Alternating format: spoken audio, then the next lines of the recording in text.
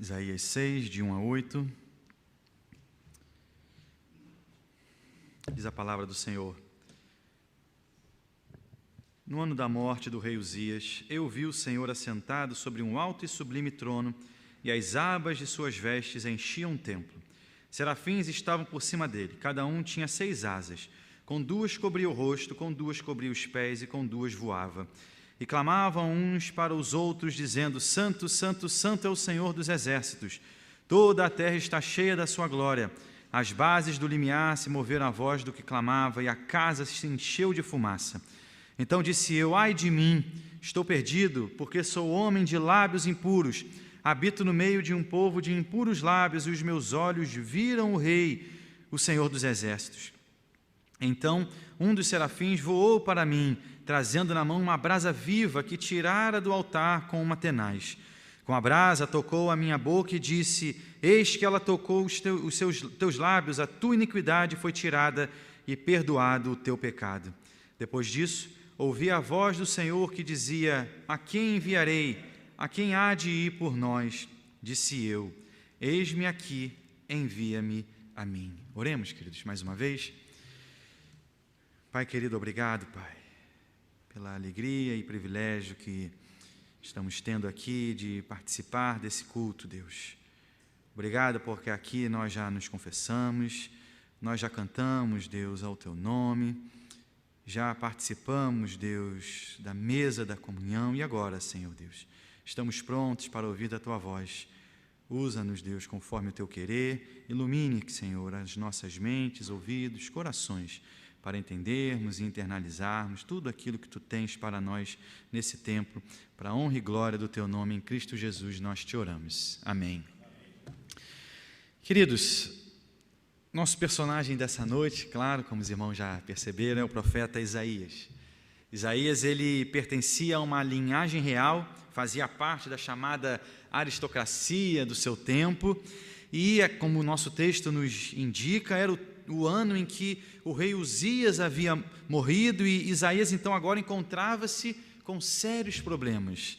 E não só ele, mas na verdade toda a nação de Israel era culpada de graves pecados contra o Senhor. Como consequência, a condenação então de Deus viria sobre todos, incluindo, claro, aqui o próprio profeta Isaías. E para entendermos melhor então o problema que enfrentava Isaías, é importante sabermos que, sendo ele então um profeta de Deus, era visto como, na verdade, um verdadeiro porta-voz do Senhor. Era alguém que dizia, sem dúvida nenhuma, palavras de bênção, mas também de juízo, vindas diretamente de Deus ao povo. Ou seja, nem tudo que Isaías falava eram palavras que o povo, na verdade, gostaria de ouvir. Muitas, então, das suas palavras tinham, sim, esse peso de juízo de Deus sobre o seu povo. No capítulo 5, queridos, o profeta, ele anuncia, então, esse juízo de Deus contra o povo, falando sobre, então, uma vinha que é cuidada, tratada, mas que não produzia frutos. Essa era uma metáfora clara para então se referir ao próprio Israel. O povo de Deus não estava produzindo bons frutos espirituais. Assim, Isaías diz por 6 vezes então ali a expressão ai, lamentando ali algumas situações. Isaías 5, verso 8, ele lamenta a chamada riqueza adquirida injustamente, diz o texto em Isaías 5, 8. Ai dos que ajuntam casa a casa, reúnem campo a campo, até que não haja mais lugar, e ficam como únicos moradores no meio da terra.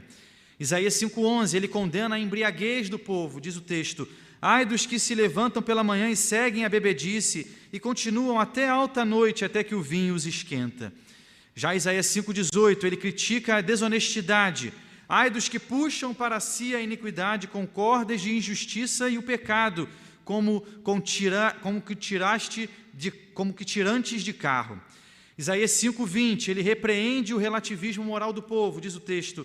Ai dos que ao mal chamam bem e ao bem mal, que fazem da escuridade luz e da luz escuridade, põem o amargo por doce e o doce por amargo.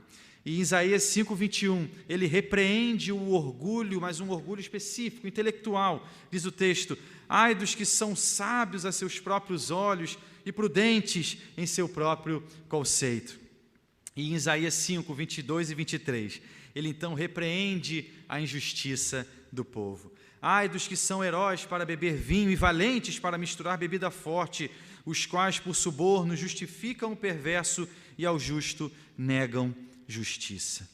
São 6, queridos, ais aqui, até aqui, mas agora, nesse capítulo 6, nós encontramos o 7º ai de Isaías. Verso 5: então disse eu, ai de mim, estou perdido, porque sou homem de lábios impuros, habito no meio de um povo de impuros lábios, e os meus olhos viram o Rei, o Senhor dos Exércitos. Ou seja, após então mostrar ali aqueles erros, as falhas, os problemas, as questões do povo, após apontar então os pecados dos outros, ele agora precisa também reconhecer os seus próprios pecados, as suas falhas, as suas faltas.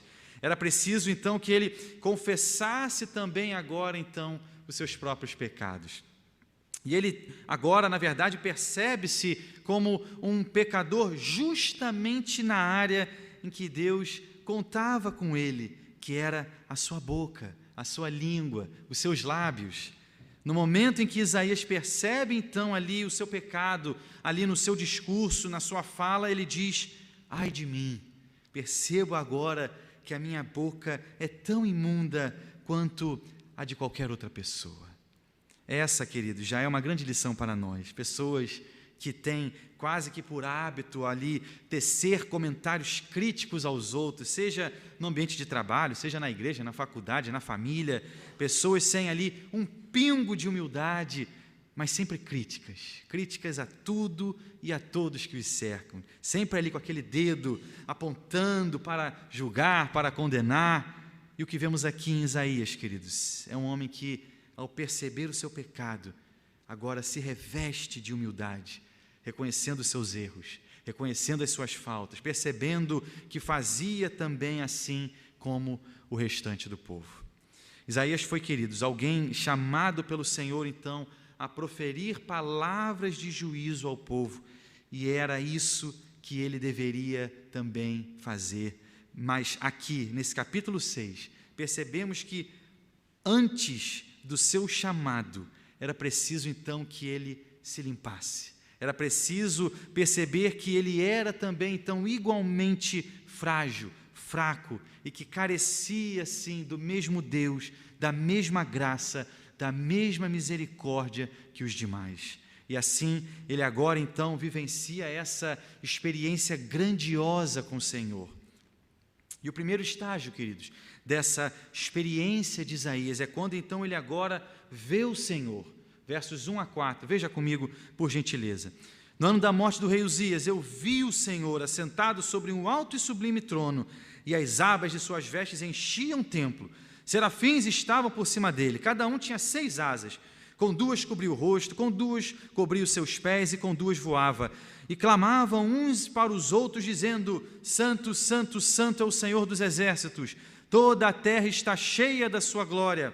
As bases do limiar se moveram à voz do que clamava, e a casa se encheu de fumaça. Toda essa cena, queridos, ela é muito impressionante. Isaías tem então ali aquela visão do Deus Todo-Poderoso, e lá em João, capítulo 12, verso 41, nós somos informados que foi, na verdade, a glória de Jesus Cristo que Isaías viu. Diz o texto: isso disse Isaías porque viu a glória dele, falando sobre Jesus, e falou a seu respeito. Isaías viu ali a grandeza de Deus na pessoa do Filho. E ele também vê ali o trono de Deus, um alto e sublime trono, como diz o texto. Isaías vê então aquela grande cadeira, aquele trono impressionante, imponente, e Jesus ali, sentado, elevado, exaltado ali. E o texto nos afirma que as suas vestes, o seu manto, eles também eram impressionantes. As abas, elas enchiam todo aquele espaço, todo aquele templo. E os anjos de Deus também foram, sim, uma visão muito impressionante para Isaías. Os serafins, esses seres de 6 asas, se cobriram então ali naquele momento ante a majestade do Senhor. 2 asas então cobriam o rosto, 2 cobriam os pés, e com as outras 2 então eles voavam ali na santa presença de Deus. E esses anjos então dizem ali algo igualmente impressionante: Santo, Santo, Santo é o Senhor dos exércitos, toda a terra está cheia da sua glória. A repetição, queridos, é a forma bíblica aqui de enfatizar algo. Quando então os anjos repetem essa palavra santo, eles estão então testemunhando a absoluta, perfeita, intocada santidade de Deus, dando então testemunho dessa santidade do Pai, do Filho e do Espírito Santo. Foi ali uma experiência, queridos, sensorial completa, porque o texto também nos diz que o som também foi impressionante. Aquelas vozes ali tão poderosas, então, abalam os fundamentos do céu e aquele espaço, aquela casa se enche de fumaça. Veja, queridos, tudo isso que Isaías experimentou foi também visto por João, como ele mesmo relata, lá em Apocalipse 4, verso de número 8, diz o texto: e os 4 seres viventes, tendo cada um deles respectivamente 6 asas, estão cheios de olhos ao redor e por dentro, não tem descanso nem de dia nem de noite, proclamando: Santo, Santo, Santo é o Senhor Deus, o Todo-Poderoso, aquele que era, que é e que há de vir. Foi exatamente o que Isaías viu, porque é isso, queridos, que os serafins estão ali sempre dizendo, anjos cujo trabalho envolve eternamente adorar a Deus em toda a sua santidade. E percebemos assim então um contraste. De um lado temos esse Deus tremendo, grandioso, santo, e do outro Isaías, que agora então se percebe culpado, pecador. Ele que falava para os outros o quanto eles eram pecadores, agora ele cai em si, percebendo que precisa também confessar-se.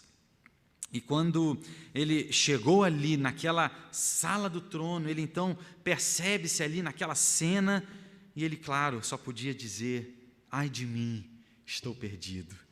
O problema de Isaías, queridos, não era exatamente então ali tão somente certos pecados específicos, mas sem dúvida a sua própria condição de pecador. Como pecador, ele jamais poderia estar ali naquele lugar, jamais seria alguém suficientemente santo para estar ali agora diante de Deus. E essa também é uma outra lição para nós. Como nós temos visto a santidade do Senhor? É algo que levamos realmente a sério, ao ponto de agora, ante então essa santidade, essa majestade, a glória de Deus, reconhecermos sim que somos pecadores. E aqui, como Isaías, não são só os pecados que fazemos ou as coisas boas que deixamos de fazer, mas na verdade o problema é que ao visualizar essa santidade tão maravilhosa, nós precisamos reconhecer de fato que nós somos pecadores, que estamos em perigo longe de Deus, porque jamais alcançaremos tamanha santidade. A segunda parte do nosso texto, queridos, vai agora nos mostrar a importância da confissão de pecados. Isaías, ele identificou que há algum problema, que é então o pecado e a culpa, e o que fazer então? Em primeiro lugar, é preciso admitir tudo isso. Foi isso que Isaías fez.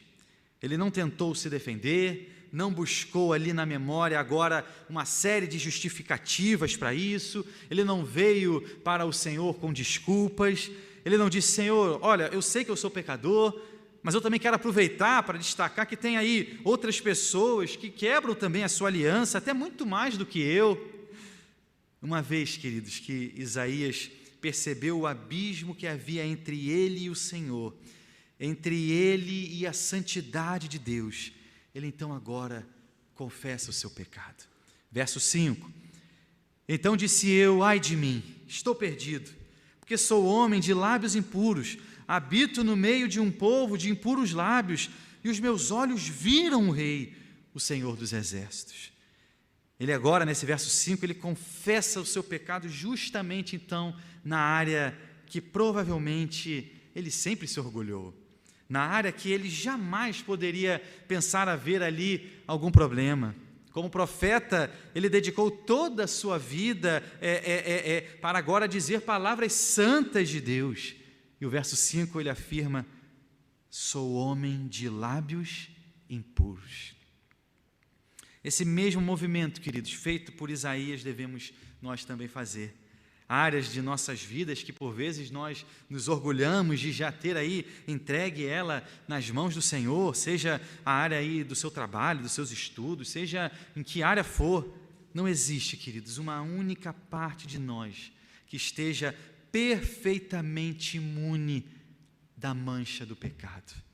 Por isso, queridos, que é tão importante a humildade nesse tempo, nesse momento de confissão de pecados. Chegarmos a Deus com orgulho é muito perigoso, porque é justamente nesse orgulho que nós seremos por vezes tentados. É quando pensamos que naquela área específica, então, da nossa vida, nós não precisamos mais nos preocupar. Não, está tudo bem, não, tudo está aí correndo como esperado. O apóstolo Paulo adverte lá em 1 Coríntios 10, verso 12, assim: aquele, pois, que pensa estar de pé, veja que não caia. O exercício, queridos, da oração é fundamental para nós. É orando que vamos então ali estabelecendo diálogo com o nosso Deus, convidando o Senhor a, por exemplo, abrir os nossos olhos para que então enxerguemos aquilo que não estamos vendo. E veja o final do verso 5, Isaías diz: e os meus olhos viram o Rei, o Senhor dos Exércitos. Não por acaso, queridos, nós somos informados lá no verso 1 que aquele grande monarca Uzias havia falecido. Uzias foi um rei que reinou ali por cerca de 52 anos, foi ali um próspero, até piedoso rei, diferentemente daqueles que vieram após ele, ele foi um bom rei para aquele povo. E aquela esperança então que se tinha, agora ela se vai. No entanto, Isaías aqui, ao confessar o seu pecado, ele reconhece que, na verdade, a sua esperança, a sua confiança, elas não estão em homem algum, não está em nada que se deteriora. A sua esperança está firmada no Rei dos Reis, o Senhor de todos os exércitos. E assim ele reconhece, sim, que há rei sobre Israel, que há um soberano, que há, sim, esperança para aquela nação. Independente do seu problema, da sua questão, saiba que há um Deus, sim, que governa a história. Um Deus que se relaciona com seus filhos, um Deus de amor. Não deposite a sua confiança, a sua segurança em pessoas, ou mesmo em bens, em riqueza, porque tudo isso um dia se vai. Mas da mesma forma que fez Isaías, olhe para o Senhor. Creia nele e verdadeiramente deposite nele o seu futuro, a sua história, as suas decisões, a sua esperança. O crente sabe que vive nesse mundo de forma passageira, como peregrino nessa terra. Sabe que tem algo maior, melhor. O apóstolo Paulo também escreve uma orientação belíssima aqui aos romanos, em Romanos 12, 12. Regozijai-vos na esperança, sede pacientes na tribulação, na oração perseverantes. Nos alegremos, queridos, de fato na esperança, vivendo então de forma paciente nesse tempo de tribulações, perseverando continuamente numa vida de oração. Uma vida de alguém, queridos, que de fato confessa sinceramente os seus pecados ao Senhor. E a terceira parte, então, do nosso texto, queridos, nos mostra agora que Deus é quem verdadeiramente expia todo o pecado. Versos 6 e 7. Então um dos serafins voou para mim, trazendo na mão uma brasa viva, que tirara do altar com uma tenaz, com a brasa tocou a minha boca e disse: eis que ela tocou os teus lábios, a tua iniquidade foi tirada e perdoado o teu pecado. O que cabia, queridos, a Isaías fazer, ele fez. Ele confessa ali o seu pecado a Deus, e assim que ele então confessa o seu pecado, um dos serafins agora voa ali até ele e traz então na mão aquela brasa viva que ele tirou do altar com uma tenaz. Esse anjo, ele agora aperta aquela brasa viva contra os lábios de Isaías e diz: eis que ela tocou os teus lábios, a tua iniquidade foi tirada e perdoado o teu pecado. Percebemos, queridos, que o perdão do Senhor, ele vem no momento em que nos arrependemos e confessamos o nosso pecado. Por isso que é tão importante tratarmos logo dessa questão. Não podemos demorar a resolver.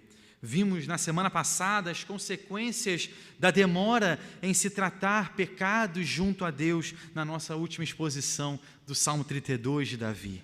Consequências danosas, por vezes, não só a nós, mas até mesmo às nossas famílias. Davi sofreu e a sua família também sofreu as consequências ali dos seus pecados encobertos. Pecados ocultos que pensamos por vezes estarem escondidos. Mas não se engane, o nosso Deus é o Deus que verdadeiramente nos sonda e nos conhece. Esse mesmo Deus que nos sonda é também um Deus gracioso em nos perdoar.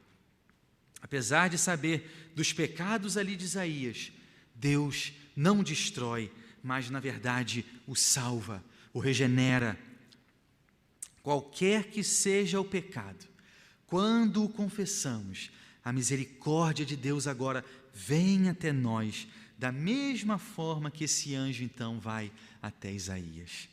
Essa misericórdia, esse perdão, queridos, é para todos nós pecadores. E veja, Deus lida com os nossos pecados de forma também ali particular, específica. Ao tocar aquela brasa viva na boca de Isaías, o serafim, ele trata então daquele pecado confessado pelo profeta, a questão dos lábios impuros. Aquele serafim, ele precisou se utilizar então de uma tenaz, que é como que uma ferramenta parecida com um alicate, para segurar aquela brasa, e certamente, queridos, que foi muito dolorido, mas também efetivo, porque o pecado de Isaías foi ali, naquele instante, naquela hora, totalmente removido. Essa cena, queridos, ela me lembra muito uma passagem de As Crônicas de Nárnia, de C.S. Lewis. A cena, ela começa com um jovem Eustáquio, um menino até então muito desagradável, que se vê ali agora de posse de uma grande fortuna.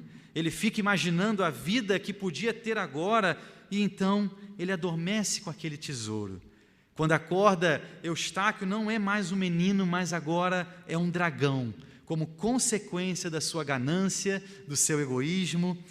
Ele então se entristece, chora ali agora lágrimas quentes de dragão, porque também sentia grande dor física, e então chega até ele Aslan, o leão que representa nessa história Jesus. E Eustáquio deseja entrar ali em uma nascente de água para, quem sabe, aliviar um pouco, se ver livre daquela dor que o atormenta, mas Aslan fala que primeiro ele precisa se despir. Eustáquio, com aquelas garras afiadas de dragão, até tenta remover aquela camada de pele, mas sem sucesso, se entristece novamente, até que Aslan diz: eu tiro a sua pele. E então Eustáquio relata: a primeira unhada que me deu foi tão funda que julguei ter me atingido o coração. E quando começou a tirar-me a pele, senti a pior dor da minha vida. A única coisa que me fazia aguentar era o prazer de sentir que me tirava a pele. Tirou-me aquela coisa horrível, e lá estava ela sobre a relva, e ali estava eu também, macio e delicado como um frango depenado, e muito menor do que antes. Aslan então agarra Eustáquio e o lança na água. A princípio ardeu muito, mas em seguida foi uma delícia. Quando comecei a nadar, reparei que a dor havia desaparecido completamente. Compreendi a razão. Tinha voltado a ser gente. Depois de certo tempo, o leão me tirou da água e vestiu-me. Tim Keller, queridos, comentando então essa bela ilustração aqui de C.S. Lewis, afirma assim: o medo de lidar com a culpa não é evitá-la, mas resolvê-la. Eustáquio não apenas percebeu que não podia tirar a sua própria pele, mas somente Deus pode vir a tirá-la, e para isso você precisa deixá-lo penetrar fundo. Você deve assumir toda a culpa para si, parar de jogar a culpa nos outros e assumir a responsabilidade pelo que fez de errado, sem desculpas, totalmente de frente. Cristo, queridos, faz de nós novas criaturas. O pecador sem esperança, agora em Cristo, enxerga toda a esperança de que precisa. Assim foi, queridos, com Isaías, e assim é também conosco. Aquela brasa veio diretamente do altar, de onde então eram ali feitos sacrifícios pelo pecado. Foi por isso que a culpa de Isaías foi então tirada e o seu pecado expiado. Um cordeiro foi morto, o seu sangue foi derramado, e o resultado foi que as aflições de Isaías então tiveram ali um fim. Da mesma forma, essa graça maravilhosa está disponível a todos nós em Cristo Jesus. Quando passamos por sérios problemas, justamente por conta da nossa culpa, queridos, há um caminho de liberdade, há um caminho de salvação. No momento em que confessamos os nossos pecados, Deus vem a nós com o seu maravilhoso perdão. O Santo Espírito então toma a expiação feita por Cristo e a aplica agora diretamente em nós. Todo orgulho, toda inveja, toda ganância, desonestidade, preconceito, tudo isso foi tratado por Cristo na cruz do Calvário. Concluindo, queridos, a nossa mensagem. Por causa da cruz, não precisamos mais dizer: ai de mim, o que será de mim agora? Mas ao invés disso, podemos sim dizer: obrigado, Jesus. O medo, a desesperança, a morte foram vencidos na cruz em Cristo. E então, e somente então, estaremos prontos para dizer o que Isaías diz no verso de número 8. Eis-me aqui, envia-me a mim. Que Deus te abençoe. Vamos orar? Bondoso Deus, obrigado, Pai. Obrigado, Deus, porque o Senhor é esse Deus maravilhoso. Um Deus que perdoa, um Deus em que pese estar no seu alto e sublime trono. É um Deus também que se faz presente, tão próximo a cada um de nós. O Deus Emanuel, Deus conosco. Obrigado, Pai, pelo sacrifício maravilhoso de Cristo Jesus. Obrigado, Pai, por esse sangue derramado. Obrigado, Deus, por essa graça maravilhosa. Obrigado, Deus, porque não merecemos tamanho amor, mas somente pela Tua graça. É que de fato agora, Pai, podemos nos achegar a Ti. Obrigado, Deus, pela Tua palavra. Obrigado, Deus, porque podemos, em oração, levar as nossas faltas, as nossas culpas, os nossos pecados a Ti, nos confessando, certos de que o Senhor é sim o Deus capaz de tratar, de limpar, de perdoar toda e qualquer culpa. Obrigado, Deus, por Cristo Jesus, nosso Senhor. Ó Senhor, sê conosco nessa semana, uma semana por vezes de decisões. Que o Senhor vá na frente, Deus, conduzindo. Feche, Senhor Deus, aquelas portas que não forem Tuas e abra-as, Deus, as tuas portas nas vidas, Deus, de cada um, Deus, que aqui se coloca à tua disposição, como aqui fez Isaías, dizendo: eis-me aqui, envia-me a mim. Somos missionários teus, sal e luz nesse mundo em trevas, Pai. Usa-nos, Senhor, para a tua honra e glória. Em Cristo Jesus, Senhor nosso, nós te oramos. Amém.